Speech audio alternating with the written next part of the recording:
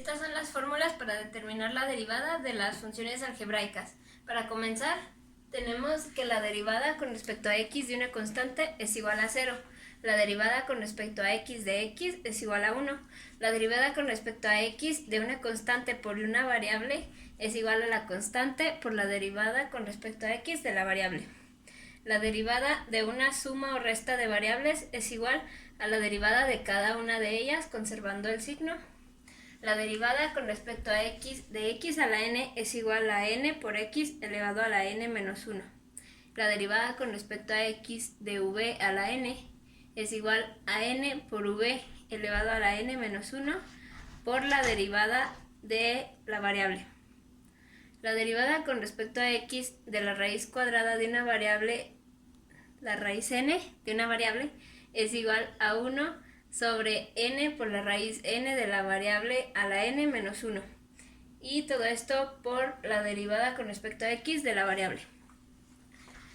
La derivada con respecto a x de la raíz cuadrada de una variable es igual a 1 sobre 2 por la raíz cuadrada de la variable. Todo esto también por la derivada de la variable.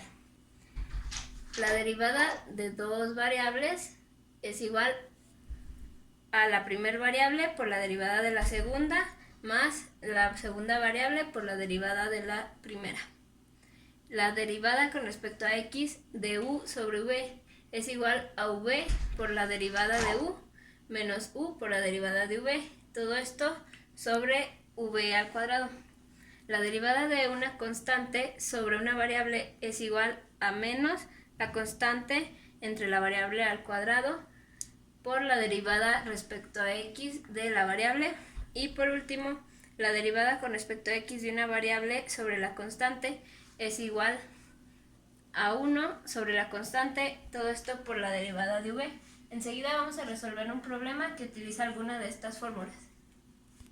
Este es el primer ejercicio donde voy a determinar la derivada de una función algebraica.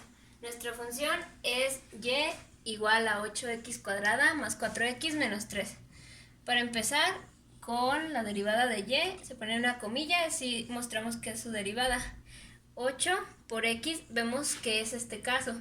Es una constante por una variable. En este caso sería la constante, que es 8, por la derivada de la variable. La derivada de la variable, bueno, nuestra variable es x al cuadrado y corresponde a este caso.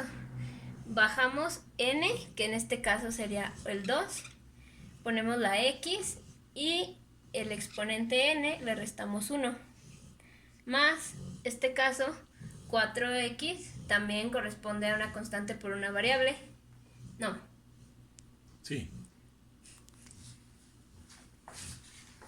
Sí, corresponde a la constante por la variable. Entonces, es la constante, sería 4, por la derivada de la variable que es x. Y aquí vemos la derivada de x es igual a 1, menos la derivada de 3. 3 sería una constante, sería 0. Bueno, para comenzar, usamos esta que incluye a la suma de todas las variables, solo que no especificamos. Ya enseguida, pues solo queda reducir. Serían 16x, 2 menos 1 sería la 1, pero normalmente este 1 nos indica, ya sabemos que ahí tiene el 1, más 4 y el menos 0 se elimina. Este sería nuestro resultado. Esta es una función trigonométrica, la cual vamos a derivar enseguida. Ponemos y con su comilla igual a, aquí tenemos una suma de 2, que sería esta de dos variables. Entonces tenemos la derivada con respecto a x de menos 20x, más la derivada con respecto a la derivada de x de 3 coseno de x. Enseguida vamos a derivar menos 20x. Esto corresponde a este caso.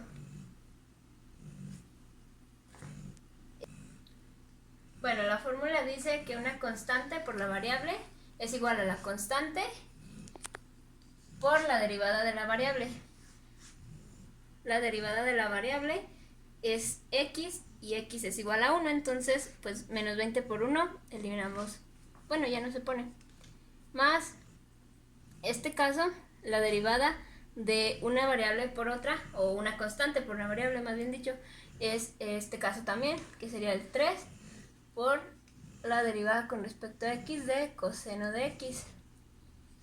Enseguida el 20 se queda igual, más 3, y vamos a derivar el coseno de x, corresponde a este, sería en este caso coseno de b, es igual a menos seno de x por la derivada de v, aquí es la derivada de x es igual a 1, por lo tanto esto se multiplica por 1 y no lo ponemos.